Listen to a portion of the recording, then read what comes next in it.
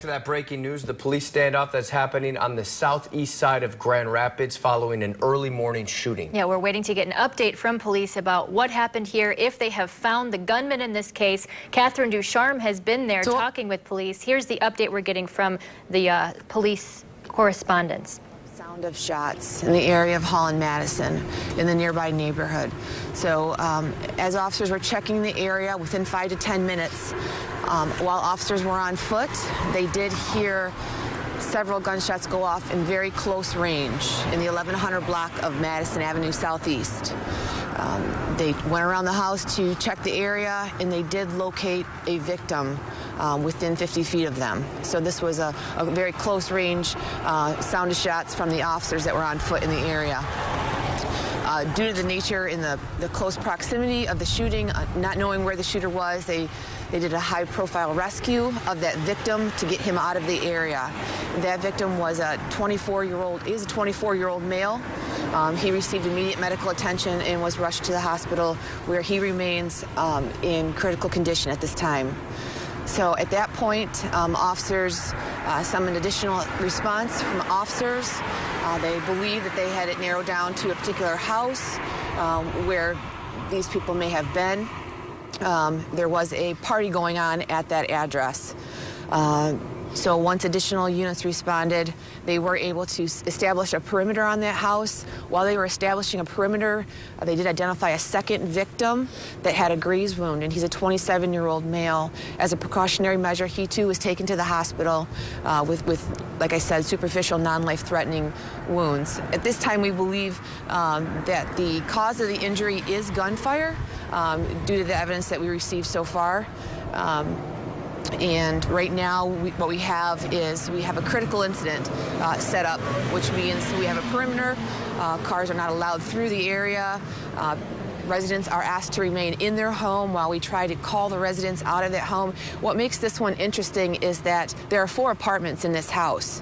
So that adds another layer to our work here tonight, and it obviously prolongs the scene because we want to make sure that the residents are safe, that the officers are safe, but we also do due diligence in our investigation. We get one shot at this. So it takes time, and we do appreciate your patience. At this time, what we're doing is we're still trying to make sure that everyone's out of that home. We kind of slow things down.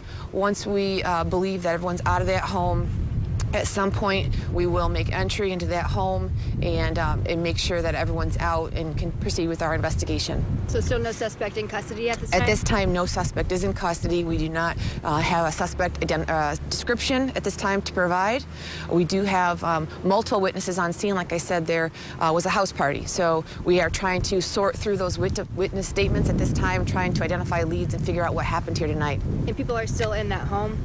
We do not know. We've been calling people out. They were cooperative, but again, you don't know how many people came out or if there's still people inside. So we're taking every precautionary measure at this point. You treat it as if there are still people inside, potentially the shooter. So what areas are blocked off because of this? Well, if you imagine the intersection of Hall and Madison and you extend it by 2 blocks in every direction, excluding south of Hall. Any idea how much longer you guys will be out here, possibly throughout the morning? Correct. These things do take time. So to give you an estimate is really unfair, potentially several more hours. You know what the process, can you tell us what the process is in order to feel safe that everyone is cleared out of the house before they go in? Well, every scene is different. We do have certain protocols that we have to do as far as obtaining a search warrant or consent from the owners. Like I said, this one's particularly interesting because there's 4 apartments. So obtaining consent from all 4 apartments is really unique, and likely the route we'll take is getting a search warrant before we make entry into that home. But again, I can't speak to confirm exactly what we're going to be doing, but that's generally what happens. Any reason to think people are still in danger? Well, obviously, we're here on a shooting. There's multiple officers on scene right now. So do I believe there's an immediate danger to the public at this time? No. The concern right now is for the officers. They're the ones that are in the mix of that critical incident. So that's my concern, and that's the danger right now. To the public, no. We're going to be following up with this investigation and following up on any leads to make sure that there's no more victims and that our witnesses are protected at this point. Any idea if this is related to Monday's shooting? Sure. we're in close proximity to that shooting, so obviously that's going to be a question on people's minds if there's any relation there. We do have some similarities. We have a house party. It's a half-mile away, so they're in close proximity to each other, and we have gunfire.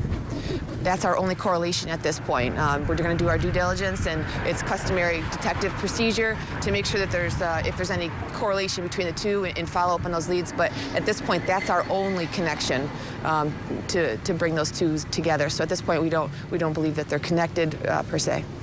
Okay. All right, that's Sergeant Kathy Williams updating us on this hours-long standoff that's